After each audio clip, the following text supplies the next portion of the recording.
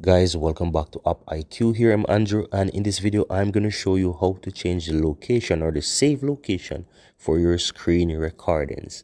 So do a swipe up and go to your settings, scroll down to advanced features here, and then you want to go to screenshots and screen recordings. Tap on that. Then scroll all the way to the bottom and you should see save screen recordings in, and you see a path. If you tap on that, you can easily go ahead and create a brand new folder, and you can name it whatever you want. Let's leave it as a default folder 1 here, create. And then if you tap on that folder, it will automatically add that path and you can click done.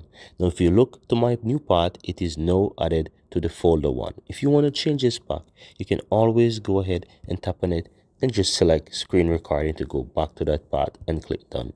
You can always go to this path as well, and you can delete those folders that you create. So if you open that path and you would like to delete this folder, you can always do so in your phone as well by going to folders, files, and you can find this path. Or if you have your computer and you connect your phone to your computer, you can always go ahead and delete this folder that you create if you no longer want it. So that's how you easily do it, guys. Very easy and very simple. And as you can see here, those folders are there, so you can easily do so.